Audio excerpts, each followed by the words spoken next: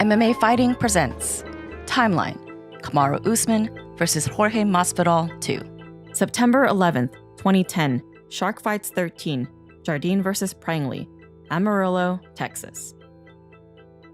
With 25 fights already under his belt, with the majority being at the lightweight limit, Masvidal moves up in weight to face elite welterweight striker Paul Daly. Daly wins a very competitive decision and moves Masvidal's record to 20 victories and 6 defeats. March 5th, 2011, Strikeforce, Feijao vs. Henderson, Columbus, Ohio. The 26-fight veteran makes his televised Strikeforce debut opposite the undefeated 11-0 Billy Evangelista. Masvidal wins by decision.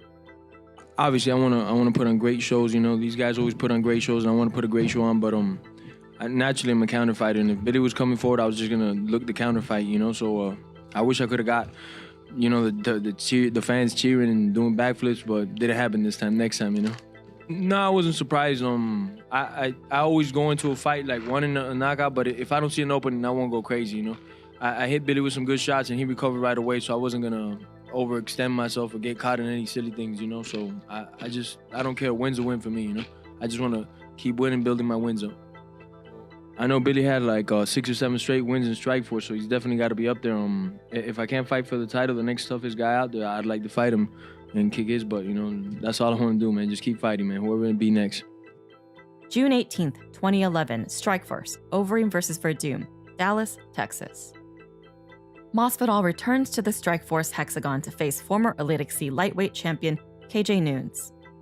You know, you made your Strikeforce debut in March. You had that dominant win over Billy Evangelista, but there were some boos in the crowd and there were some people who criticized you for maybe going the safe route. What did you think of your performance and of the criticism you received afterwards?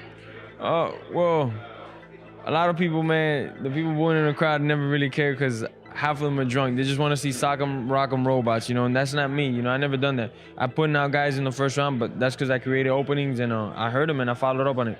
I'm not a guy that's going to get hit just to give a hit, you know. I'm going to hit you and I'm going to move and I'm going to move my head, you know. Some people don't like it, some people love it, you know.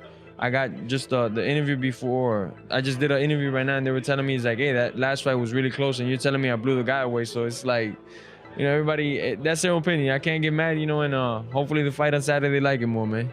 He told us that he has a hard time not looking past you because he really wants to fight for the title.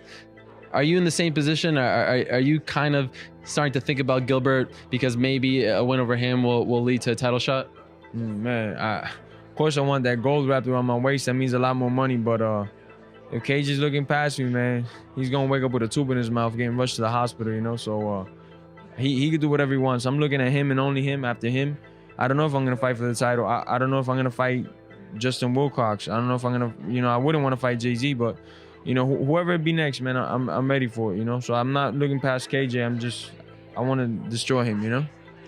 Masvidal wins by unanimous decision. Post-fight at Strikeforce in Dallas with a very happy Jorge Masvidal who defeated KJ Noons tonight. And Jorge, congratulations on the big win. A lot of people were saying this was one of your best performances of your career. Would you agree? I definitely think it's good.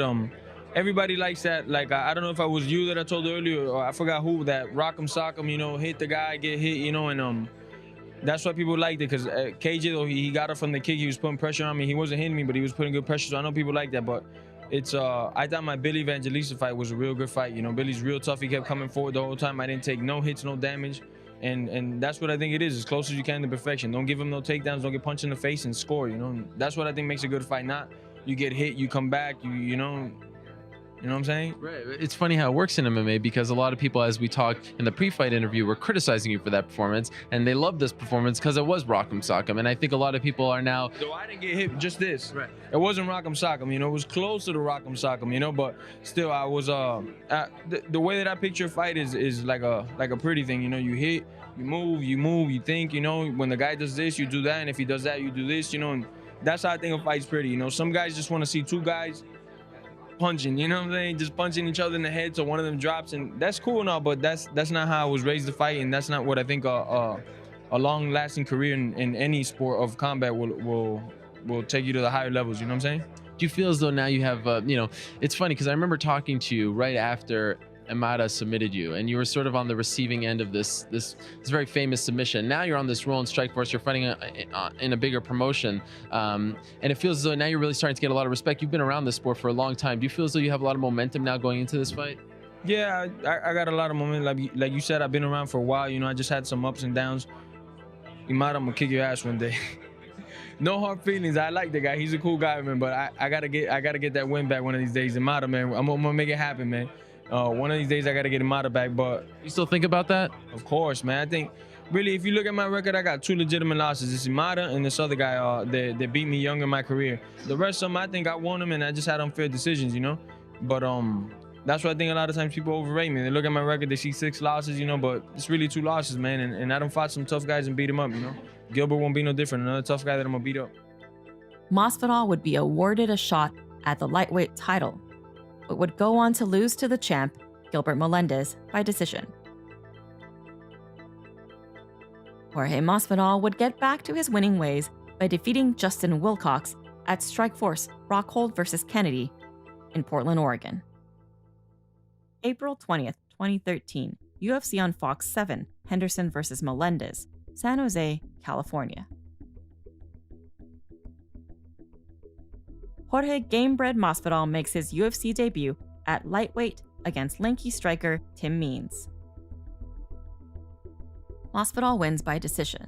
Debut, Jorge, congratulations on picking up your first UFC fight. A tough, gritty fight, a lot of bleeding. How you feel afterwards? I feel great, man. 10 meters is way tougher than I expected, and I'm just glad to get my victory, get the jitters out the way, get that, I don't know what is it, they call it, the UFC bug or whatever. Octagon jitters. The octagon jitters, got them out the way, and I like it, man. This is going to be my home for a long time. Okay, final thing, for a guy who's been in the sport for 10 years, you fought almost everywhere, even some backyard fights with Kimbo. What's it like? Not to say that you're a UFC guy, that you want to fight inside the octagon. Oh, it's awesome. I'm fighting everywhere. I'm a veteran of the sport, man. I'm young, you know, but I've been everywhere, and I love it, man. I love it here. You know, I'm going to be able to put 4 or 5 fights a year easy, you know, feed my family, so I'm ready to go, man. How are we celebrating? McDonald's? What are we doing? Brownie? Taco Bell? What are we getting? I'm in the West Coast, so I'm going to try some West Coast burgers, In-N-Out or Jack in the Box, something like that, you know? July 27th, 2013, UFC on Fox 8, Johnson vs. Moraga, Seattle, Washington. Masvidal is matched up against tough winner Michael Chiesa at lightweight. Michael, very complimentary of you. He said that you're a guy that he watched for many years as he was climbing the ranks. You not so complimentary of him. You called him a watered-down version of Royce Gracie. You didn't seem to think like he's on your level. Is that accurate? It's not that he's not. I don't like the way he acted towards a teammate of mine that he fought, and it's the way he carried himself. So it's just whatever to me. You know what I'm saying? I don't like the dude. You know what I'm saying? What? You don't want to be unsportsmanlike? That's cool. You know? Try that with me. You know what I'm saying? So you're gonna go in there and try to get payback for your buddy? I'm not gonna try. You will. You know what I'm gonna do, man. This is a very big deal for him, this fight, because he's from this area and he's been dreaming about fighting in Key Arena. Do you like being the kind of enemy going into enemy under? Do you like that? Why? Calling me flattered, I love it, man. I come in here and just do my job, and if I get the boos, I love it. If I get the ahs and oohs, it's cool too. But you know, the boos is a special place in my heart, man. Why? Why do you like that? I don't know. I just like the boos, you know, just as much as I like the oohs and ahs, you know. I'd rather actually the boos, so then after the fight, I don't got to worry about like people like taking pictures now, and they're just like, oh, fuck you, you know what I'm saying? It's like, all right, whatever. Throw things at you, yeah, throwing things. Spit on you. Yeah, it's the usual, you know? Post-fight at UFC on Fox 8 alongside Jorge Masvidal, who just submitted Michael Chiesa with 1 second remaining in the second round. And Jorge, congratulations on a win. Early on, he dropped you. It looked like things might get dicey. How did you regroup? That just pissed me off, man. I was so mad when I realized what happened when I was on my butt on the single leg. I was like, oh man, you're in for a world of trouble if I get out of here. And I was just saying to myself, if he doesn't put me to sleep right here, right now, I'm gonna get him. And I got him. What does this do for Jorge Masvidal? Where does this put you in the division? Hopefully it puts me somewhere in the division, man. Give me some top 5 guys. These guys are overrated, and I'm here to bring the truth to the light, you know what I'm saying? Who's overrated? All of them. However, Masvidal would suffer his first UFC defeat after being out-wrestled in a decision loss to top prospect Rustam Khabilov at UFC Fight Night 31, Kennedy vs. Natal. April 19th, 2014, UFC on Fox 11 for Doom vs. Brown, Orlando, Florida. Masvidal is matched up against durable wrestler Pat Healy.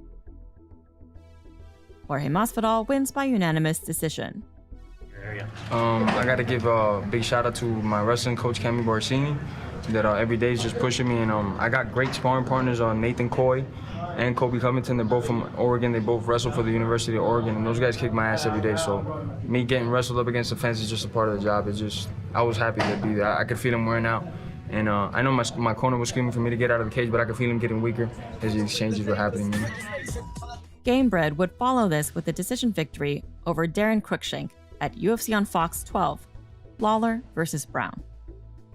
And at UFC 178, Johnson vs. Carriazo, Masvidal would defeat James Krause by decision to extend his win streak to 3. I'm going to In-N-Out Burger right now. Then I'm going to go hit up a buffet, but In-N-Out is the first thing I'm going to go do right now. What's your burger you get there? I got to get the biggest one, the double. 4x4. Yeah, 4x4. Yeah. Whatever I get my hands on, the biggest burger. I already got the food coming. I got like 3 number 1s coming with a milkshake. I'm gonna be like at 200 for the night. So. April 4th, UFC Fight Night 63, Mendez vs. Lamas, Fairfax, Virginia. Masvidal is matched up against top-ranked contender Raging Al Iaquinta.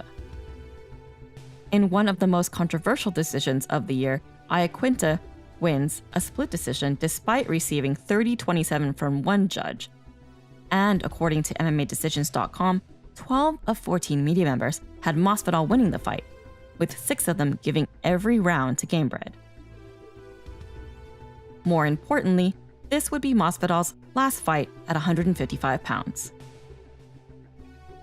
July 12, 2015, The Ultimate Fighter 21 finale, Las Vegas, Nevada. After accumulating a 5-1 record outside of the UFC and 2 consecutive decision victories on the reality show, The Ultimate Fighter, Kamaru Usman makes his official UFC debut against Haider Hassan in the show finale. Obviously, people were watching. If you watch The Ultimate Fighter, you know that a lot of people on your team did not want you to be the one to represent you guys in the last fight. So how have you processed that? What kind of adjustments have you made, since the show in preparation? We all know that Haider's got that big punching power. So what adjustments have you made? And sort of what are you feeling knowing that you weren't the guy that everybody necessarily wanted? At the end of the day, just kind of assessing it. Initially, it's a bit hard to take in, but I mean, all through life, my dad's always taught me people are going to doubt you. Some people aren't going to believe in you. It's how you believe in yourself. And I've proven it going out. I believe in myself. And in every stage of my career, whether it's from wrestling to getting to this point, I believe in myself and I go out there and I give it my all. And that's brought me this far. And as far as punching power, damn near everybody has punching power. If you look at the welterweight division, everybody has punching power. That means absolutely nothing. I've been hit before. In our sparring session and practice, each and every one is a pay-per-view event. So that's gonna mean nothing to me. I'm gonna go out there and implement my game and do what I do. And break is not a word he should ever associate with me because that's not something I do. I'm a wrestler at heart, 100% wrestler, and I do the breaking. Usman defeats Hassan by arm triangle choke early in round 2. My thought process was to go out there and just do what I do and focus on the fight. I wasn't worried about the contract or the win or the money or things like that. That was just an added bonus. If I went out there and performed the way that I'm capable of performing, I knew everything else would follow suit. And so, that was just my main focus, was to go out there and do what I do best. That said, getting the confirmation that you're in the UFC officially, was that a huge moment for you? Yeah, that definitely feels better. Feels good. Give me a grade for this season of The Ultimate Fighter. Dana White told me afterwards he's done doing team versus team. Are you surprised by that? And also give me that grade. Not surprised. I think that there was high hopes for this season because there was that great rivalry between the two teams, but it just seemed a little flat. And I got to be honest, I really didn't watch a good portion of the season. I kind of gave up. How dare you? Kind of gave up on it a little bit, and I caught up, with it again at the end, and there were some good fights at the end. But yeah, I don't know. There just wasn't really a big buzz, and I think it was one of the least successful in terms of ratings, seasons ever. So I don't know. I think that when we look back, though, I think that Usman is a guy that I think one of the guys that we'll look at and say, hey, this season at least produced someone who could be very good. And he didn't have the greatest run on the show, but I think that he is a legitimate prospect at 170. His wrestling is excellent, is fantastic. His transition wrestling that he showed tonight was great. And he's developed some striking. I was talking to Rumble Johnson about him. He said that he's really doing a nice job in striking too. So I think that at least we can look to a prospect coming out of that season, which is really kind of a lackluster, season in general. Also on this card, Masvidal makes his welterweight debut for the UFC against former middleweight Cesar Ferreira. Masvidal wins by first-round knockout and takes home a $50,000 performance bonus. The difference is huge. I felt when I woke up today, when I was doing my sprints, I always do sprints in the morning before the day of the fight. I felt good. I felt explosive. Usually I feel like a little lethargic or heavy when I drop down to 56 and then I put the weight back on. I'm usually around like 78, so just putting all that weight back on, I don't feel good. I felt great today. Obviously, you initially missed weight as well, which is a little surprise since you were moving up. What happened there? And was that just a miscalculation or what was the issue? Well, one of the UFC guys wanted to run by a Steak and Shake, or In-N-Out Burger real quick, so I got tempted and whatever, You want to say?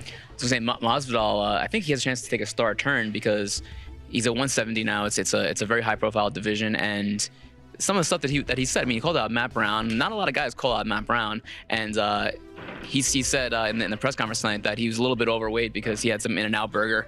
This guy has a personality that can really make him into a star. He's so honest. He has no filter. He told Sean and I the other day at media day that he had a couple grand on the McGregor fight and the Robbie Lawler fight, and he ended up winning. This is before the fights, and he ended up winning. So he won the bonus tonight, and he won his bets on McGregor and Lawler. So big win for Masvidal. I think that's a guy that can be a star, man. I think he's so honest. He's got a great personality, and a welterweight, he may have more finishing power. He may be even more exciting. So I think look for him in the future to do big things. Masvidal would then be rewarded with his first UFC main event against Ben Henderson in Seoul, South Korea. Masvidal would lose an extremely competitive split decision to the former lightweight champion. The bad luck would continue at UFC Fight Night 88, Almeida vs. Garbrandt, where Gamebred would lose yet another split decision against top welterweight contender Lorenz Larkin. December 19th, 2015, UFC on Fox 17, Dos Anjos vs. Cowboy 2, Orlando, Florida. Usman returns to the cage to face rising UK prospect Leon Edwards. Kamaru Usman wins by decision. I've said it, I've said it to myself countless times, day in and day out. And I'm going to say it to everyone, before I'm said and done. What's up, Jacksonville? How are you? I've been waiting for this for a long time, guys. It's good to see you here. So when this whole COVID thing started, I told you we would be first. I told you that we would figure out a way to get through this. But to do that, we had to have a place to go. Florida was the leader in getting things open, bringing back sports, you name it. These guys have been very good to us, and we couldn't have done it without the state. There's a lot of people to thank, but let me start with Governor DeSantis, Mayor Curry of Jacksonville, the Executive Director of the Florida State Boxing Commission, Patrick Cunningham,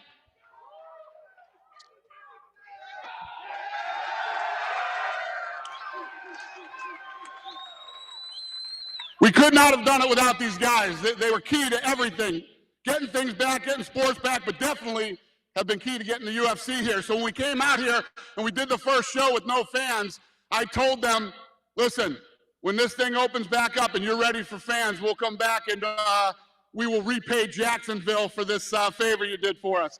So here we are. I'm going to turn it over to Governor DeSantis. All right. Thank you, Dana. Welcome to Florida. For those of you who don't live here, we're happy to be hosting this. Very early on in this COVID, we were told 15 days we needed to slow the spread. The athletics stopped, all the leagues stopped, and then we got a couple more weeks into it. It was like, wait a minute, are we ever going to do anything again? And Dana White was the one guy that was like, we're fighting. We're going to find a way to do it. And I told Dana, I said, you come to Florida, we will make it happen. And UFC last May was the first sport back with live competition anywhere in the country. And we appreciated it being here. Obviously, thank Mayor Curry for Jacksonville being willing to do it. But, we didn't have the big fans for it yet. And I told Dana, I said, listen, when you guys are ready to come, have the crowd, Florida needs to be the first place to do UFC with all the fans. And to his credit, he said, we will be there in Florida. And so we were waiting to figure out, when was going to make sense. And then they said, we want to do it in April. And we're like, we're welcome. We're open state. We want people to be able to come and make decisions for themselves about what they want to attend and not want to attend. And so this is going to be the first full throttle arena sporting event since COVID hit. And Indoor, yeah. Anywhere in the United States. And I think it's fitting. And I just want to say, when we deal with these issues, we want to basically do things, give people information, be safe, all that. But there's a lot of stuff that comes flying at you, particularly from media, social media, all this stuff. And some people don't like to handle that. Dana White goes right into the teeth of that and says, I'm going to do what's right. I'm going to stand my ground. I'm going to hold the line. And I think that UFC's better for his courage. And quite frankly, this event is good for Florida. We're happy y'all are going to have a good time. But it's going to be great for people that are watching on TV to see the fans back, to see all this stuff happening. So I just want to give you a warm Florida welcome. We thank you for being here. I'm excited to be here. And I know the mayor is excited to be here. So welcome to Florida. You guys aren't the only one looking to come to this oasis of freedom. 2024. Mayor of Jacksonville, ladies and gentlemen, Mayor Curry. Hey, welcome to Jacksonville, UFC fight fans. It was May of last year when the entire sports world was sleeping. And Dana White had the vision and the courage to say, we can put an event on without fans, but we can do this even though we're going to be criticized. Can we do it in your city? And we did UFC 249 here a year ago. And Dana promised, I'm coming back. I'm coming back, and I'm going to bring you a great night of fights. And he has delivered. He is.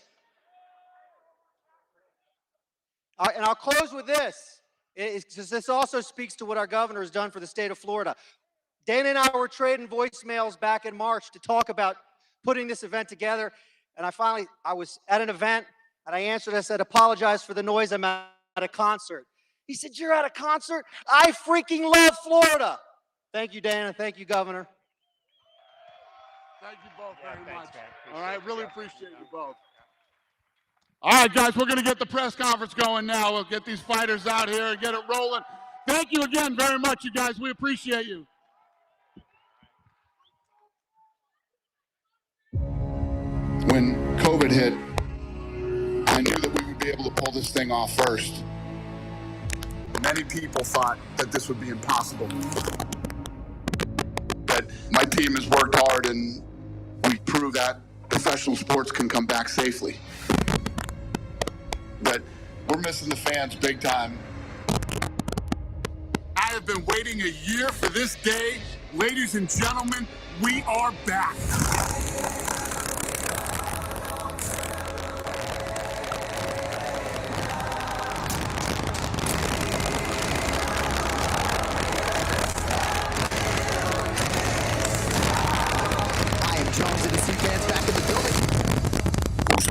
saying that, dude.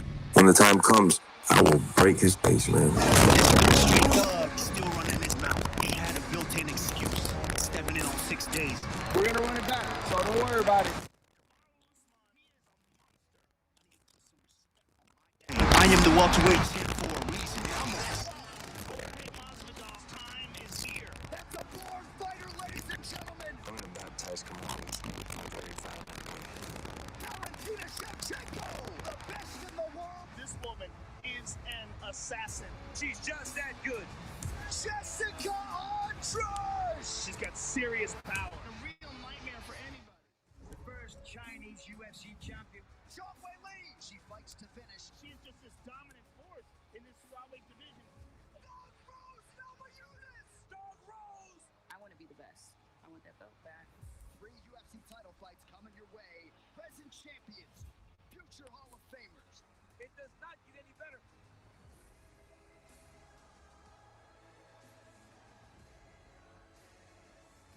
This is a stacked card in front of 15,000 UFC fans. We are back.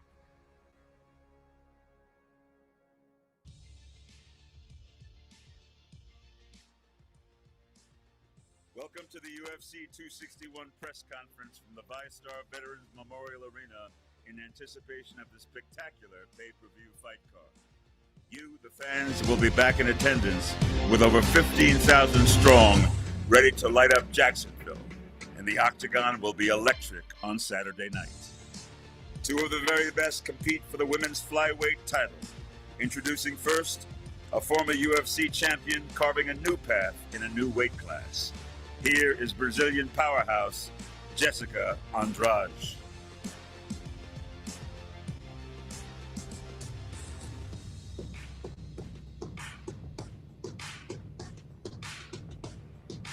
And her opponent, the greatest flyweight fighter in UFC history, looking to build on her legacy as one of the sport's true greats, the dominant, the unrivaled 125-pound champion, Valentina Shevchenko.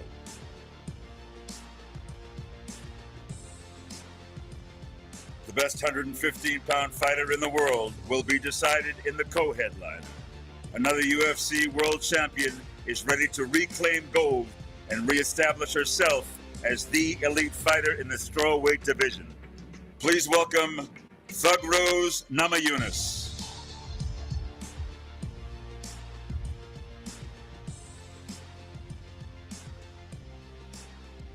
She faces the reigning and defending strawweight queen. Vicious, nasty, and explosive. The first ever Chinese-born champion in UFC history, and riding the momentum of the greatest female fight in combat sports history.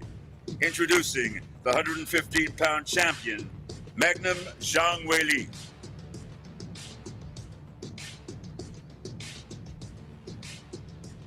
And in the main event, a born and bred fighter in every sense of the word, owner of some of the most vicious and memorable knockouts in UFC history, this is the one and only baddest MFer in the game, Jorge Gamebred Masvidal.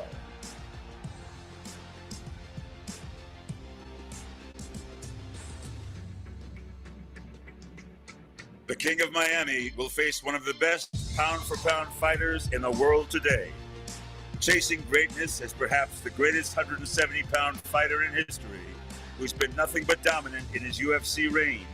17 straight wins, nearly 8 years undefeated. This is Kamaru, the Nigerian Nightmare, Usman.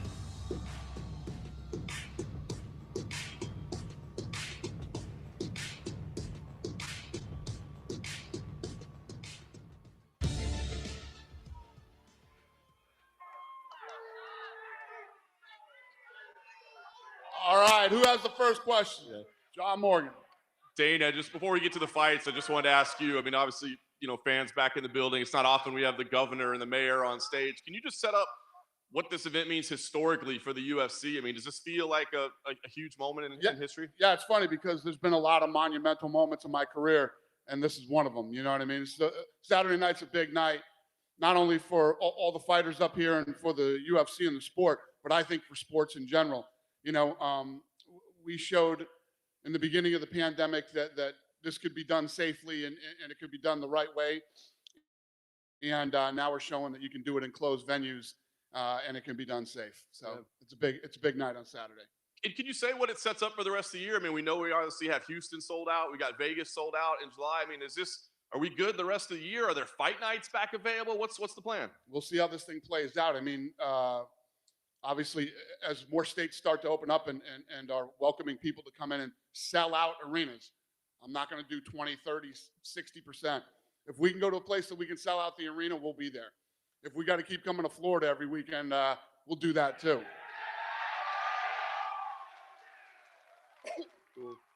Kamaru, I want to start with you if I could. Jorge's been a big part of the story around your career for the last 8 or 9 months or so. His name gets mentioned a lot with you a lot. So I'm curious in that time, has this fight become personal to you at all? No, never. First and foremost, I just want to say I'm glad to actually have the fans back to feel this energy from everybody. So first and foremost, thanks, Dana, for making this happen. But no, it's not personal at all. If he's making it personal, that's on him. For me, it's not personal. It's all about business. And he's that next guy that I've picked. So, yeah. You could only pick up, one win at a time, one title defense at a time. But now every time you fight, we're talking about George St. Pierre records, Anderson Silva records, John Jones records, those sort of things. So I'm curious, you're creating your legacy. Is there one mark or number or record, whether it be title defenses, win streak? I mean, is there something that you have in mind for yourself as this is where I want to put myself? No, I think I just want to finish my career. I just want to take one fight at a time. And then by the time I'm said and done, then everybody can talk about who's been the best. I mean, this guy next to me on the other side is, he's a good fighter. He is a good fighter, and I take him very, very seriously. Thanks, champ. Thank you. Or if I could for you,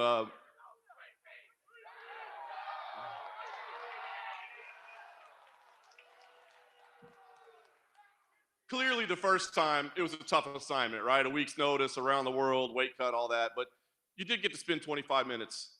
What did you learn about him in that fight that you can use this time around? Amen to that.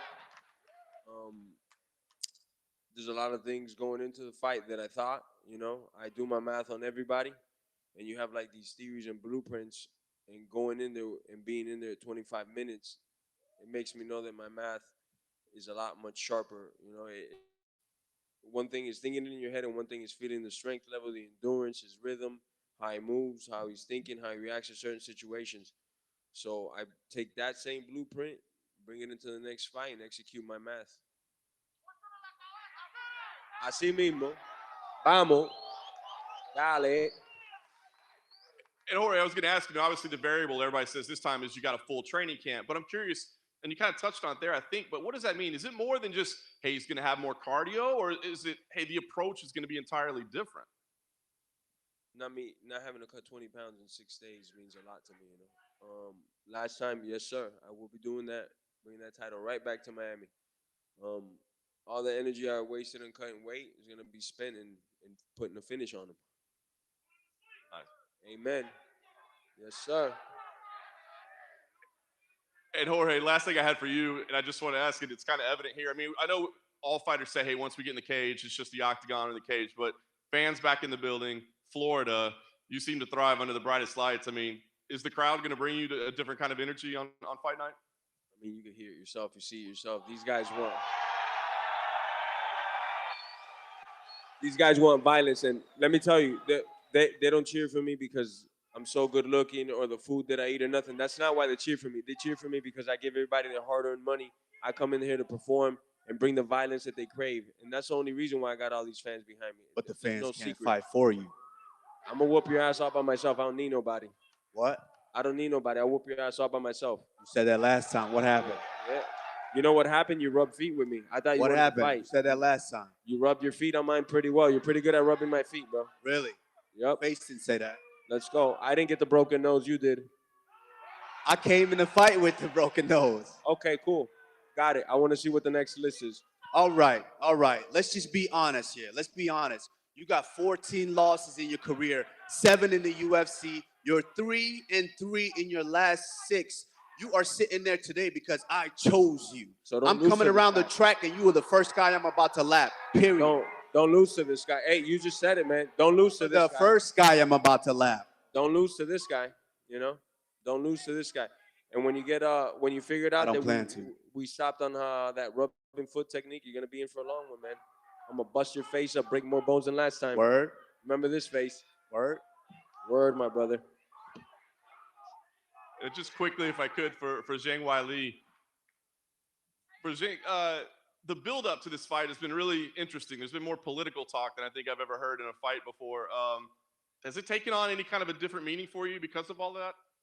就是这场比赛的赛前宣传当中，他做出了一些言论跟发言，这会导致你对他这场比赛的态度会有所变化吗？没有什么变化，我还是会尽我最大的能力去赢得这场比赛。It won't affect her. She will try her best to win the game. And just one last question. You know, your title reign has already been very impressive. You beat a number of former champions. So I'm curious, you know, if you win here, what's appealing to you? Is maybe beating Carlos Barza, so you've beaten every strawweight champion? Would that mean something to you? Or maybe a super fight with Valentina, a lot of people have been talking about? What would be most interesting for you? 你在草量级已经击败了很多对手，击败了很多前冠军。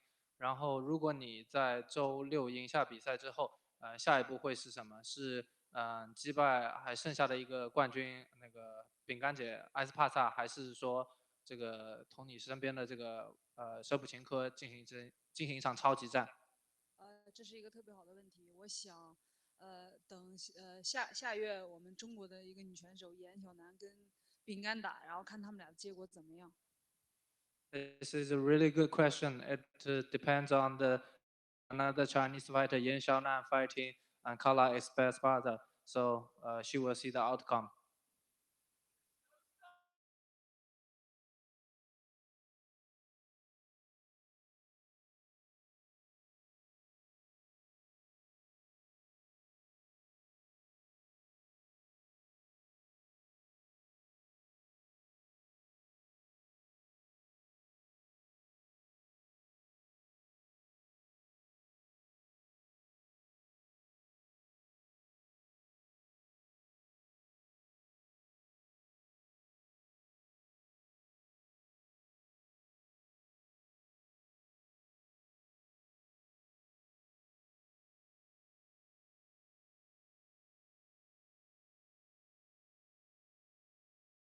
You have to entertain, and I'm just starting to understand more and more of that. And so I want to put on a show more and more for them. But I'm not, of course, I'm not going to forget, you know, my skills that I work on each and every day. Usman would go on to get his first UFC knockout over Sergio Moraes at UFC Fight Night 116, Rockhold vs. Branch.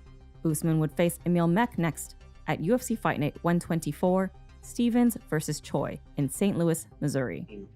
Like, let's be honest, you know, look at the fight. Like, what about Mech scares me that it's like, oh, don't fight this guy. No, does he have big power like Woodley? No.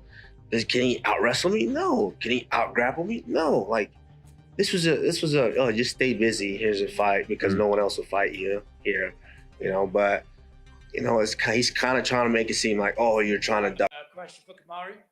Kamaru, right in the post-fight press conference after you fought Jorge the first time, you already said you wanted to run it back. And you said that the reason because of that is you didn't get that finish. You wanted to prove that you could beat him. If you don't finish him this Saturday, will you be satisfied? Well, it's not about getting the finish. It's the fact that I didn't feel like I satisfied my athletic career.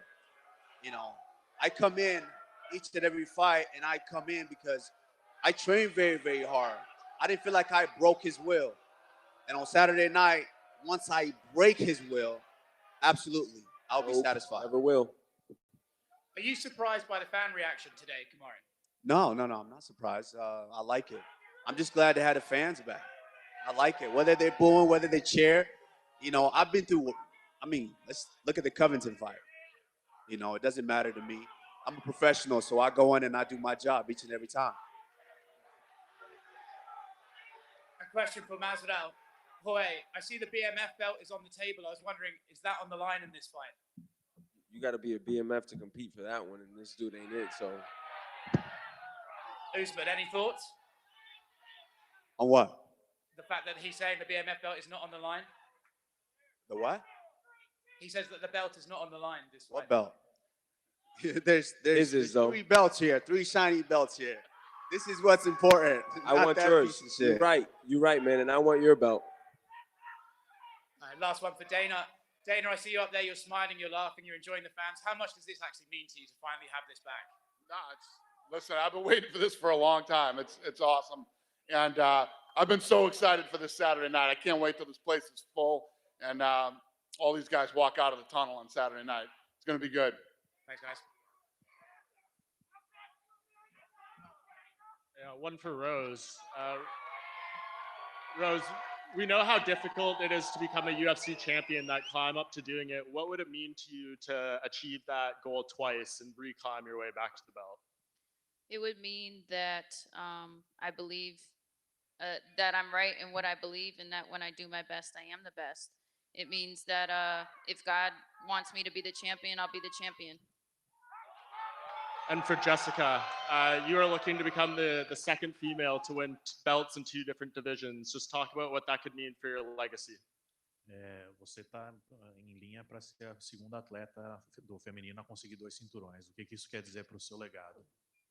Acredito que para o meu legado isso é incrível, né? Mais uma conquista, mais uma vitória, sinal de que meu trabalho está sendo bem visto, que eu estou conseguindo fazer grandes lutas dentro do UFC e espero continuar fazendo muito mais legado ainda e vou dar meu melhor no sábado para todos vocês. Yeah, this Saturday I'm going to do my best for all you guys out there. You know, it's a big chance for me to put a big stamp on my legacy, and not just for mine, but for my whole team and everybody that's been working with me for so long. And for Valentina, you faced a lot of different challenges in your career. What is the difficulty in fighting an opponent like Jessica, shorter, stockier, very powerful? It's the same goal, to prove that I'm the best, and that my fan shows the best fight, shows the best technique, shows the best what I can, and this is the same goal what I have all the time, every time, and to prove that I'm real champion for a long time here in flyweight. And I know you always keep a very close eye on your division. Do you feel like the winner of Lauren Murphy and Joanne Calderwood is next in this weight class? I don't know. I think you see Dana, he has like a lot of things happening like in his mind. So I don't know. I just keep fighting. I just keep fighting everyone who's like gonna be in front of me. So another challenger in flyweight, that's fine. Something else, someone else, that's fine with me too. And one for Jorge. You just announced a few minutes ago you're starting your own bare knuckle MMA promotion. Can you tell us a little bit about that? And are you going to ask Dana there for any tips on being a promoter? I don't think he's going to give those tips out for free. I don't think he'd want to say that. But yeah, it's just bare knuckle. It's what I started in. I'm just looking for the next great street fighter, man, that wants to make it through the ranks and go all the way to professional ranks and follow in the footsteps of Kimbo and me. You know, nothing too crazy, just pure violence, man. Amen. And one last one for you, Dana. I know you had said this week that Colby Covington is probably next for the winner of this main event. But if Jorge wins this fight, do you feel like Kamaru probably deserves an immediate rematch given what he's done as champion? Now, people always ask that leading into a fight. What if the long reigning champ wins? I don't know. We got to see how the fight plays out. You know, a lot of things factor into whether another fight gets made. Injuries and personal things. And I don't know. We'll see how Saturday plays out. What about you, Jorge? I know you said you don't want to end 1-1 with this guy. So do you want to fight Usman again if you win here, or is Colby next? Definitely, he gave me a chance, whether we see eye to eye on things or not. He gave me another chance to compete, so I'll definitely give him the chance to compete again.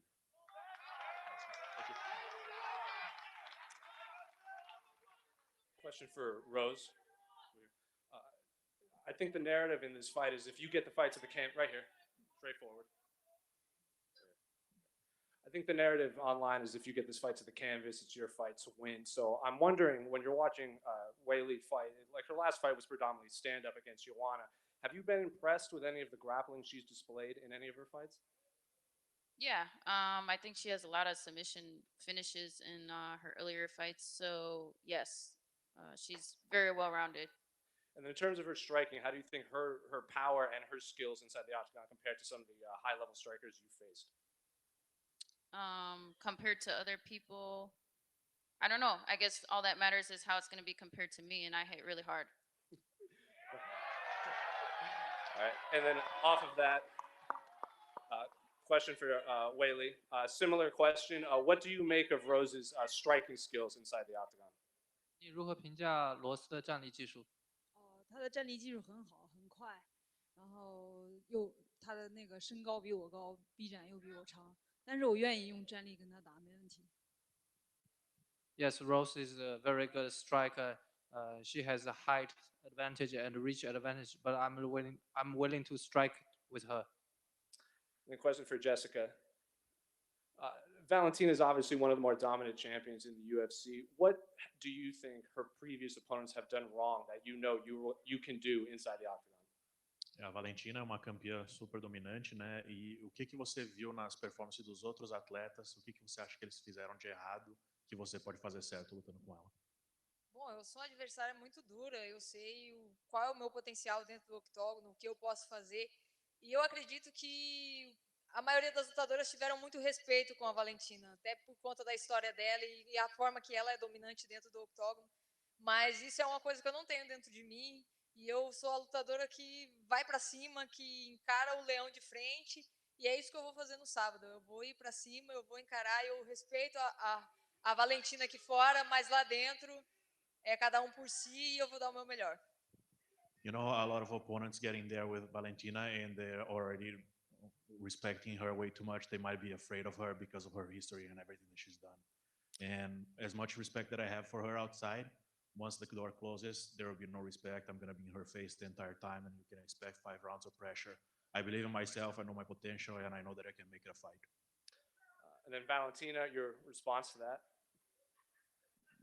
You know, every time I'm saying like, what you think before the fight, it's one. But exactly when the door is closed, it's totally different.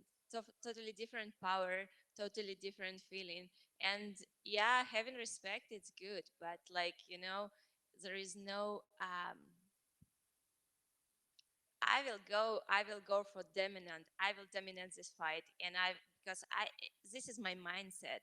I was training for this all the time. So I know for sure that if I will see the whole where I can finish the fight. Definitely, I will do it. Thank you.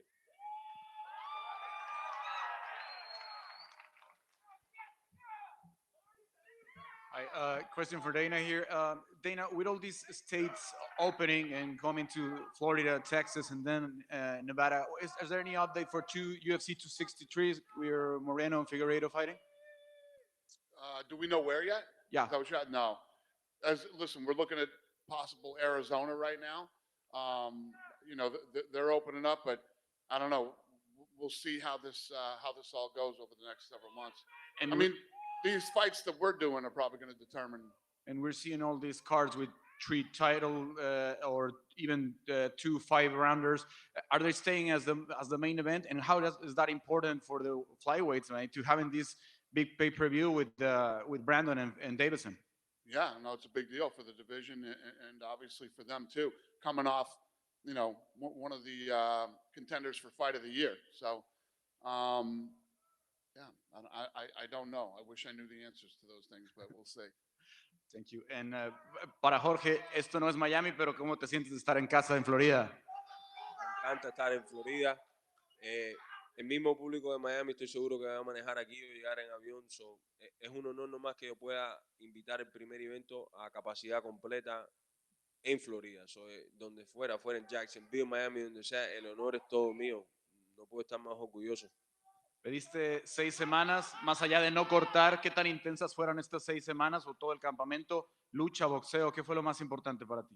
Lo mismo de todos los días, luchar, entrenar, pelear, hacer la dieta, estar en buena condición y el peso, estoy bien hace semanas. Ahora no me falta la fiesta mía, el cumpleaños mío. Para Valentina, finalmente. Sí, señor. Para Valentina, finalmente, Valentina, ¿tienes una meta de defensas de tu cinturón? La gente sigue pidiendo a Amanda, pero sé que ella no está interesada. ¿Tienes una meta de decir cuántas veces quieres defender el cinturón Mosca y después tal vez pensar en 135, aunque no sea con Amanda? Quiero defender mi cinturón lo más veces que puedo. Y no es depende de Amanda, interesada, no interesada. Yo creo que sí, claro que sí, ella no es interesada y tiene razón porque no quiere perder su cinturón, ¿sí? Pero lo más importante que esto es mi peso, 125 libras, este es mi peso donde yo estoy muy cómoda, me siento muy bien, muy fuerte y sí, esta es mi meta principal, defender mi cinturón de 125 lo más veces que pueda. Thank you, guys. Schmo, you're the last guy. Fire All away, right, buddy. let's start with Game Brad Masvidal. You get your hand raised Saturday evening. When? Which belt goes on your waist first, the welterweight championship belt or the BMF belt? Simultaneously, both on each arm. Champ Kamaru Usman, what would you say is the most underrated component of your dominant reign as welterweight champion?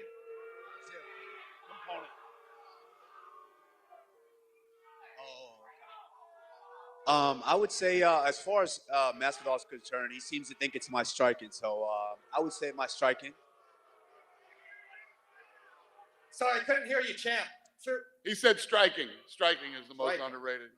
All right, let's go to Jessica Andrade. Great haircut. You look great. You fought Bull, the champs. You fought Weili and you fought Valentino. Who's got the edge? Primeiro, muito bacana o seu cabelo, é igual dele. E entre as duas que você já enfrentou, né, a Rose e a Weili, quem você acha que vai ter a vantagem amanhã?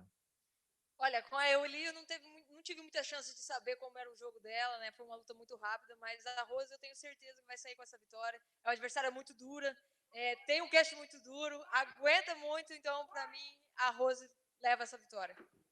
Yeah, I've been with both of them in there, but to be real honest, with Weili, I didn't really get a chance to figure out, how good she is and what she does. It was really quick.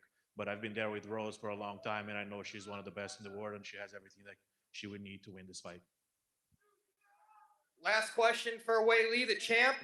Do you anticipate a tougher matchup than your fight of the year matchup with Joanna? 他问你觉得这场比赛会不会比跟乔安娜打的比赛更激烈？我觉得有可能会更激烈，因为我觉得Rose她很强，然后我觉得我们是两个武者之间的对抗。It might be tougher than the fight with Joanna because Rose is a true martial artist. Good, Schmo? Thanks. Listen, thank you, everybody. We'll see you at the weigh-ins, and then we'll see you Saturday night. We appreciate you, Florida. We're going to get this stuff out of here and square these guys off for photo ops.